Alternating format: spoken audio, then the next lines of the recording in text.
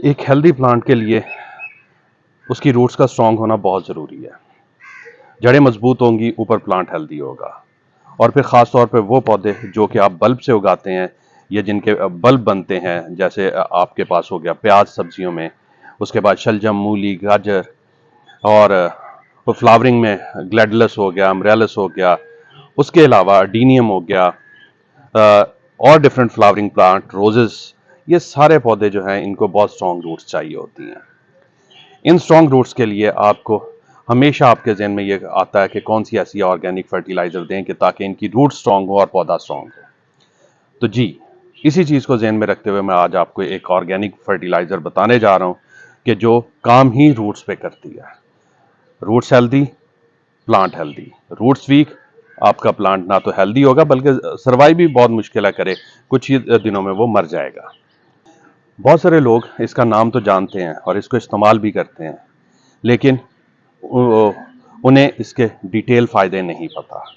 और कुछ लोग ऐसे हैं जिनको फ़ायदे पता हैं, बहुत सारी वीडियोस भी हैं यूट्यूब पे जो इसके फ़ायदे बताती हैं, लेकिन नुकसानात कोई नहीं बताता। तो जी, आज की वीडियो में मैं आपको ये दोनों चीज़ें समझाऊंगा। पहले ये बताऊंगा ये फर्टिलाइज़र है क्या, इसके बेनिफिट क्या हैं, कब इस्तेमाल करना चाहिए, क्यों इस्तेमाल करना चाहिए, और कब इस्तेमाल नहीं करना चाहिए और क्यों इस्तेमाल नहीं करना चाहिए, मतलब इसके नुकसानात क्या हैं। तो इसके लिए आपको ये वीडियो पूरी देखनी होगी। अगर आप पूरी वीडियो नहीं देखेंगे तो आपको सारी इन्फॉर्मेशन नहीं मिल पाएगी। तो चलिए बिना टाइम वेस्ट किए वीडियो की तरफ बढ़ते हैं और इस फर्टिलाइज़र से मैं आपको इंट्रोड्यूस करता हूँ। अस्सलाम वालेकुम, welcome back to my channel. मैं उम्मीद करता हूँ आप लोग खैरियत से होंगे। आज की वीडियो एक बहुत ही इम्पॉर्टेंट ऑर्गेनिक फर्टिलाइजर्स से मुतल्लिक है, जिसका नाम तो आप लोगों में से मेजॉरिटी ने अक्सर सुना होगा। तो मैं बिना टाइम वेस्ट किए उसका नाम आपको बता देता हूँ। वो फर्टिलाइज़र है बोन मील, जो आम आपको मार्केट में हर सीड स्टोर पे मिल जाती है, नर्सरी वालों के पास भी होती है, ऑनलाइन सारे स्टोर्स पे अवेलेबल है। आप आसानी से इसको बाय करके इस्तेमाल कर सकते हैं। लेकिन आप में से मेजॉरिटी को ना तो इसके बेनिफिट पता है, अगर पता है तो दो चार एक आधा बेनिफिट पता है, या फिर नुकसानात तो किसी को पता है ही नहीं। तो आज की वीडियो में मैं ये सब कुछ बताऊंगा कि इसके बेनिफिट क्या हैं और इसके नुकसानात क्या हैं। तो इससे पहले कि मैं वीडियो स्टार्ट करूं, मैं आप लोगों को से रिक्वेस्ट करता हूं कि जो लोग मेरे चैनल पे नए हैं वो मेरे चैनल को सब्सक्राइब कर लें, बेल नोटिफिकेशन ऑन कर लें, ताकि इस तरह की इन्फॉर्मेटिव वीडियोस जब मैं आगे पोस्ट करूं तो उनको टाइमली पता चल सके और वो उससे फ़ायदा उठा सकें। तो चलिए, इससे पहले कि मैं आपको इसके बेनिफिट या नुकसानात बताऊं, मैं आप लोगों को ये बताता हूं कि ये बोन मील है क्या। बोन मील बेसिकली जानवरों की हड्डियों का चूरा होता है। इसको स्टीम किया जाता है, स्टीम करने के बाद इसको ग्राइंड किया जाता है और ग्राइंड करके चूरा पाउडर फॉर्म में ले आते हैं, जैसे कि ये आपको नज़र आ रहा होगा, इस फॉर्म में इसको ले आते हैं। तो ये बेसिकली बोन मील होता है, या इसको बोन डस्ट भी कहते हैं। इसमें एक ही इंग्रेडिएंट होता है और वो मैंने आपको बता दिया कि जानवरों की हड्डियां। अब इसमें देख लेते हैं कि इसमें न्यूट्रिशन कौन कौन से होते हैं। तो सबसे मेन न्यूट्रिशन जो इसमें होता है वो है फास्फोरस। उसके बाद इसके अंदर होता है कैल्शियम। चलें, पहले मैं आपको मैक्रो न्यूट्रिएंट्स बता देता हूं कि मैक्रो न्यूट्रिएंट्स कौन से होते हैं इसके अंदर। नाइट्रोजन होता है इसमें 3-4%, बट ये परसेंटेज वेरी करती है कंपनी पे जो इसको बना रही है। फास्फोरस होता है 12 से 16% के दरमियान। पोटाशियम इसमें 0% होता है, और उसके अलावा कैल्शियम इसमें होता है 20 से 30%। उसके अलावा ट्रेस एलिमेंट्स भी होते हैं, like magnesium, sulphur, iron, zinc, manganese, copper, boron. ये सारी चीज़ें भी इसके अंदर, यानी जिनको हम माइक्रो न्यूट्रिएंट्स कहते हैं, वो भी इसके अंदर होते हैं, लेकिन स्मॉल क्वांटिटी में। मेन जो इसका यूज़ किया जाता है वो फास्फोरस के तौर पे यूज़ किया जाता है, और कैल्शियम, सोर्स ऑफ कैल्शियम और फास्फोरस इसको यूज़ किया जाता है। अब फास्फोरस का जो रोल है वो आप बहुत अच्छी तरीके से जानते हैं कि जड़ों को हेल्दी करना, मजबूत करना, ताकि पौधा जो है वो अच्छे से ग्रो कर सके। क्यों? क्योंकि रूट्स हेल्दी, पौधा हेल्दी। अगर रूट्स वीक हैं तो पौधा भी वीक होगा, बल्कि सरवाइव ही नहीं कर पाएगा अगर उसकी रूट्स वीक होंगी। तो इसलिए फास्फोरस बहुत ज़्यादा क्वांटिटी में पौधे को चाहिए होता है, ताकि वो अपनी रूट्स की अच्छी ग्रोथ कर सके और हेल्दी रूट्स। और कैल्शियम का रोल मैं आपको बहुत दफ़ा बता चुका हूँ कैल्शियम का रोल भी पौधे की ग्रोथ में बहुत इंपॉर्टेंट है, रूट्स ग्रोथ में भी, प्लस पौधे को स्ट्रॉन्ग करने में, उसकी इम्यूनिटी को बूस्ट करने में और सेल डिवीजन में इसका बहुत इंपॉर्टेंट रोल है कैल्शियम का। उसके अलावा बाकी माइक्रोन्यूट्रिएंट्स भी आपको पता है, माइक्रोन्यूट्रिएंट्स जितने भी हैं, मैग्नीज, मैग्नीशियम, सल्फर, आयरन, ये सारे पौधे के लिए बहुत ज़रूरी हैं, तो ये प्रोवाइड करते हैं। बस नहीं प्रोवाइड करता तो ये पोटाश या पोटाशियम नहीं प्रोवाइड करता, क्योंकि इसमें पोटाशियम 0% होती है। तो अब बात कर लेते हैं इसके बेनिफिट क्या है पौधे को। एक बेनिफिट तो अभी मैंने एक्सप्लेन किया कि रूट्स की स्ट्रॉन्ग ग्रोथ में हेल्प करता है। सेकेंडली, ये फ्लावर बर्ड्स जो पौधे पे आती हैं उनको मजबूत और हेल्दी बनाता है, जिससे आपके ब्लूम्स अच्छे होते हैं, और अगर आपकी वेजिटेबल्स हैं तो उनसे आपकी वेजिटेबल्स या फ्रूट्स हैं तो फ्रूट्स बहुत अच्छे बनते हैं, क्योंकि इसी की वजह से पौधे की ग्रोथ अच्छी होती है। ग्रोथ अच्छी होगी तो ब्लूम साइज भी बढ़ेगा और फ्लावरिंग और फ्रूटिंग क्वांटिटी भी बढ़ेगी, फ्रूट साइज भी बढ़ेगा, और इसकी मौजूदगी में पौधे की ग्रोथ भी बहुत तेजी से होती है, क्योंकि रूट्स को ये अच्छे से ग्रो करता जाता है। जैसे जैसे नीचे रूट्स ग्रोथ होती जाती हैं वैसे वैसे ऊपर पौधा ग्रोथ करता जाता है। जितनी तेजी से रूट्स ग्रोथ होंगी उतनी तेजी से पौधा ग्रो होगा।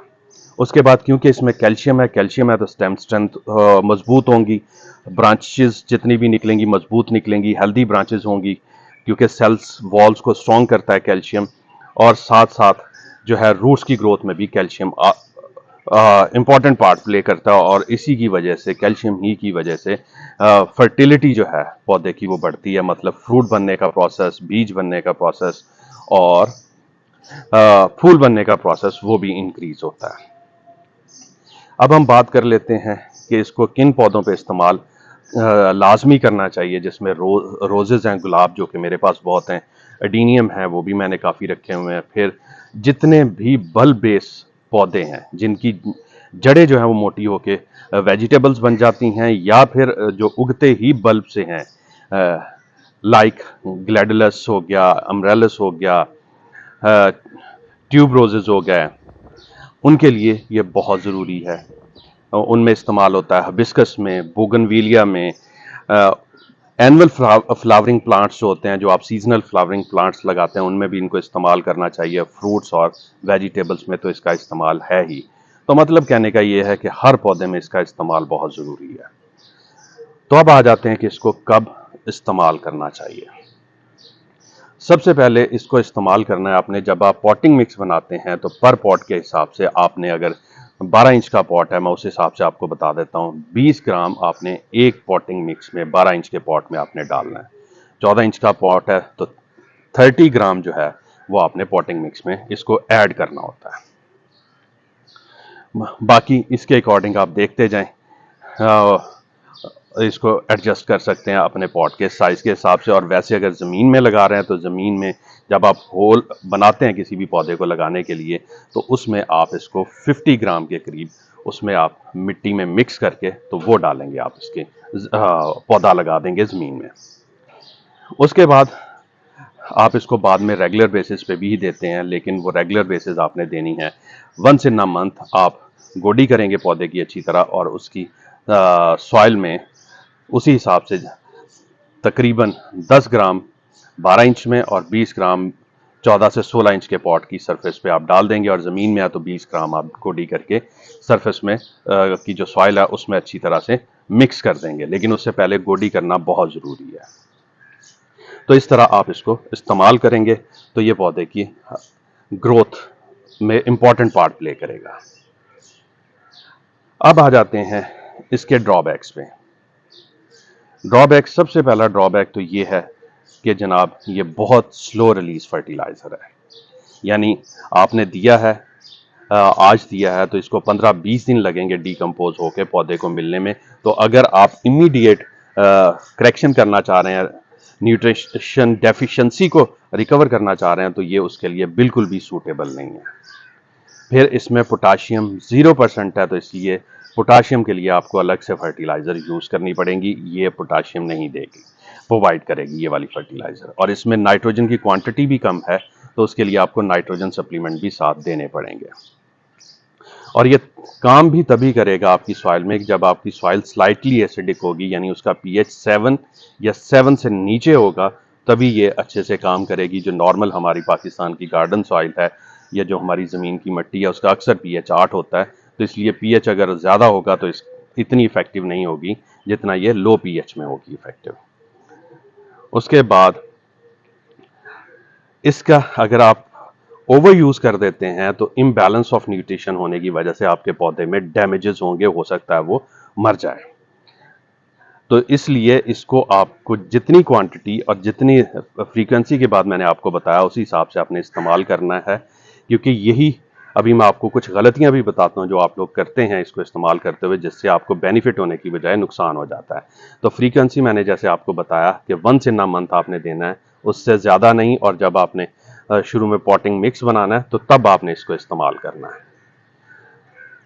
और जो सीजनल आप फ्लावर्स लगाते हैं ना, मौसमी फूल, तो उनमें आप सिर्फ पॉटिंग मिक्स में डाल दें, उसके बाद डालने की ऐसा ज़रूरत नहीं है। बस वो जो ट्यूब बेसिस यानी बल्ब बेसिस जो होते हैं फ्लावरिंग प्लांट्स जो आपने लगाए होते हैं, उनमें आप सेकेंड टाइम यानी 2 महीने बाद या 1.5 महीने बाद दोबारा से एक दफ़ा अप्लाई कर दें, अदरवाइज ज़्यादा अप्लाई करने की ज़रूरत नहीं है।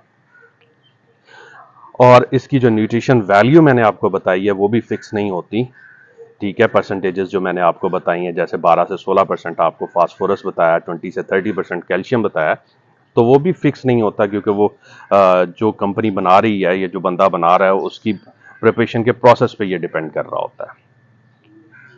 तो अब आ जाते हैं जो आप इसको इस्तेमाल में गलतियां करते हैं, वो आपने बिल्कुल नहीं करनी, जिसकी वजह से आपके पौधों को नुकसान होता है या आप डिसहार्ट होते हैं, मायूस हो जाते हैं। वो गलतियां ये हैं, एक तो आप बहुत ज़्यादा इसको अप्लाई करना शुरू कर दें, तो ये काम कभी नहीं करना। और आपने अपनी सॉइल का जो है उसको प्रॉपर अंदाज़ा नहीं किया कि वो अल्कलाइन है कि एसिडिक है।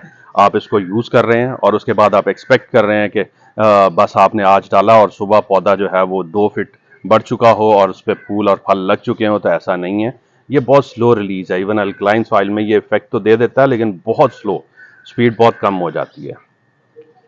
और फिर आप एक अक्सर ये भी काम करते हैं कि गोडी करके, मैंने कहा, सॉइल में मिक्स करें। आप लोग मिक्स नहीं करते बल्कि सिर्फ ऊपर स्प्रिंकल कर देते हैं, तो उससे भी ये होता है कि जब आप पानी देते हैं तो अक्सर वॉश आउट हो जाता है ऊपर से, या हवा से ये पाउडर होता है उड़ जाता है। तो इसलिए इसको अच्छी तरह सॉइल में मिक्स करें और फिर उसके बाद पानी दें। और लास्ट जो गलती है कि आप इसी पे डिपेंडेंट हो जाएंगे, तो फिर आपके पौधे की फिर भी अच्छी ग्रोथ नहीं होगी, क्योंकि इसमें ना तो पोटाशियम है और ना ही नाइट्रोजन है। तो ये दो चीजें ना होने की वजह से आपको और दूसरी फर्टिलाइजर की तरफ भी जाना पड़ेगा। तो उम्मीद है मैंने जितने पॉइंट आपको बताए हैं आपने सारे समझ लिए होंगे और अच्छे से समझ लिए होंगे। इसके बाद भी अगर आपका कोई क्वेश्चन है तो आप मुझे कमेंट्स में पूछ सकते हैं, मैं इंशाल्लाह आपको रिप्लाई कर दूंगा। ये बोन मील मैं फिर बता रहा हूँ आपको, बड़ी आसानी से मार्केट से मिल जाता है। आप लें, इसको इस्तेमाल करें, जैसे मैंने बताया उन्हीं इंस्ट्रक्शंस को फॉलो करें, तो इंशाल्लाह आप भी बहुत हेल्दी ग्रोथ अचीव कर पाएंगे अपने किचन गार्डन में, जो कि आपने घर में बनाया हुआ है, या आपका कोई फ्लावरिंग गार्डन आपने छोटा मोटा बनाया हुआ है, तो ये आपको फ़ायदा देगा। तो आप मुझे इजाज़त दीजिए, दुआ में याद रखिएगा। इंशाल्लाह बहुत जल्द एक और इन्फॉर्मेटिव वीडियो के साथ हाजिर होऊंगा। तब तक के लिए अल्लाह हाफिज़।